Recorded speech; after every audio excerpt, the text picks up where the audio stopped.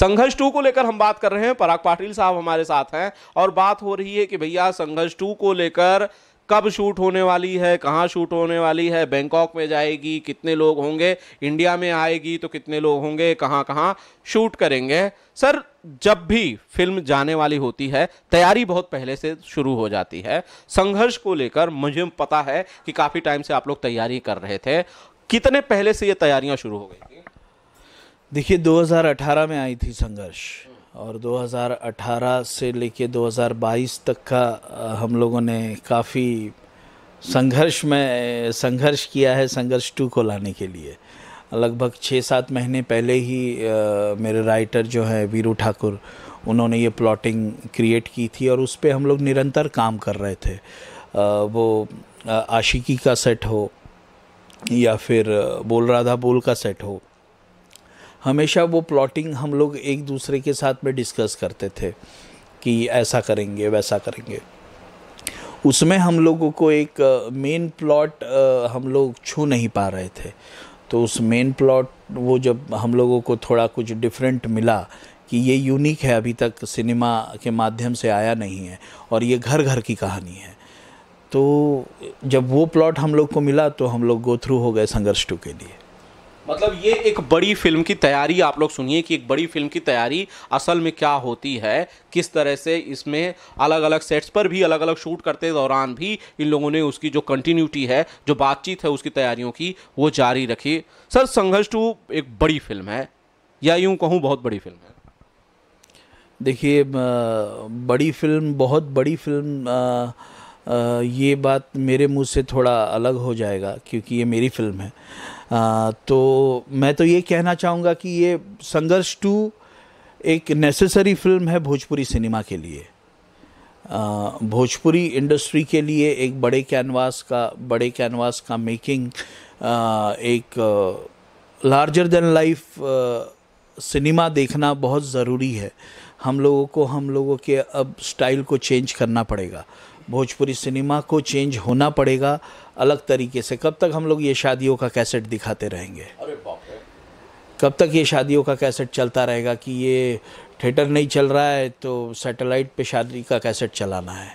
तो ये आप दूसरे मेकर्स की फिल्मों को शादी का कैसेट कह रहे हैं, आप दूसरे मेकर्स की फिल्मों का शादी का कैसेट कह रहे हैं, मतलब वो शादी विवाह का वीडियो बनाते हैं, ये बड़ी बात आप कह रहे हैं। सर, आपने कभी शादी ब्याह का ऐसा वीडियो नहीं बनाया है। आपको जब से खेसारी लाल यादव मिले, जब से संघर्ष आई, तब से फिल्में आपकी इस तरह से चलने लगी। इससे पहले आप भी शादी का ही कैसे बनाते थे पाटिल साहब? मैंने कभी शादी का कैसेट नहीं बनाया। आपने मेरी फिल्मों का जितनी भी फिल्में आप देखेंगे वो सफल थी या असफल थी, मैं शादियों का कैसेट कभी नहीं बनाया। तो कौन बनाता है शादी का कैसेट? कौन सा ऐसा मेकर है भोजपुरी सिनेमा में जिसे पराग पाटिल को लगता है कि वो फिल्म के नाम पर शादी का कैसेट बता रहा है? आपको नाम लेना होगा, क्योंकि अगर आप नाम नहीं लेंगे, तो फिर कौन नाम लेगा?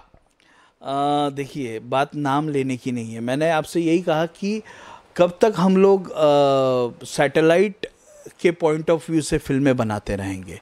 सैटेलाइट की फिल्में, घरेलू फिल्में के पॉइंट ऑफ व्यू से कहीं ना कहीं वो शादी ब्याह और ये सारी चीज़ें और घर के अंदर के ही सारे प्रॉब्लम्स एक दूसरे को हम लोग दिखाने की कोशिश करते हैं। लेकिन हम लोगों को अगर सिनेमा को वापस लाना है तो सिनेमैटिक मुद्दे लाने पड़ेंगे, सिनेमा को सिनेमा के कैनवास की तरह उतारना पड़ेगा। हम लोग बात करते हैं RRR की, हम लोग बात करते हैं कश्मीर फाइल्स की, हम लोग बात करते हैं पुष्पा की, जो साउथ इंडस्ट्री बिल्कुल एक तरीके से हावी हो चुकी है हमारे बॉलीवुड तो सिनेमा। RRR टाइप की फिल्म बनाने जा रहे हैं। संघर्ष 2 जो है वो RRR टाइप की फिल्म होगी। शादी ब्याह की कैसेट आप कह रहे हैं, संघर्ष में भी क्या था? परिवार की ही कहानी थी, वो भी परिवार की ही कहानी थी। RRR टाइप की तो कोई चीज मुझे नजर नहीं आई उसमें।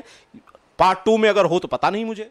नहीं, संघर्ष 1 भी अगर आप देखेंगे तो शादी ब्याह की तो बिल्कुल कैसेट नहीं थी। वो एक कहानी थी, एक बिगड़े हुए बेटे की, जो चीज़ों को सीरियसली नहीं लेता अपनी ज़िंदगी में और बाप उससे संतान चाहता है। और जब बाप को पता चलता है कि ये लड़का नहीं लड़की पैदा हुई है तो उस घर से बाहर निकाल देता है, उस लड़के को बेघर कर देता है। जब बेघर करता है तो वो कैरेक्टर संघर्ष करता है, एक रियलिस्टिक वे में जी के उस लड़की को IAS ऑफिसर बनाता है, कलेक्टर बनाता है। उस लेवल तक जाता है। तो ये शादी ब्याह की तो कैसेट नहीं थी संघर्ष। शादी ब्याह की कैसेट कौन सी है? शादी ब्याह की कौन, आपने टीवी पर शादी ब्याह की कौन सी कैसेट देखी? देखिए अभी शादी ब्याह की कैसेट मतलब कहने का मतलब कि हम लोग पारिवारिक फिल्में जिस तरीके से बन रही है सैटेलाइट चैनल्स पे, बहुत ज़्यादा पारिवारिक फिल्में जो कंटिन्यूसली शादी ब्याह और ये सारी चीज़ों को हम लोग मुद्दा बना के चल रहे हैं। आप मेरी फिल्में देखिए, लिट्टी चोखा, दोस्ताना, उसके बाद में आप देखिए आशिकी, वो कोई शादी ब्याह की कैसेट नहीं थी, एक रियलिस्टिक मुद्दे थे जिन मुद्दों को मैंने फोकस किया और सिनेमा को ग्रोथ करने की कोशिश की। जहाँ पर कितनी वो फिल्में सफल रही कोरोना काल में, कितनी असफल रही, वो नहीं कहना चाहूँगा, लेकिन मुद्दे तो कुछ अलग चुनने चाहिए सिनेमा के पॉइंट ऑफ व्यू से। अगर हम लोग भोजपुरी सिनेमा कहते हैं और सिनेमा कहते हैं एक मूवी को, तो सिनेमा सिनेमा की तरह होना चाहिए, वो पर्दे पर लार्जर देन लाइफ मुद्दे दिखने चाहिए।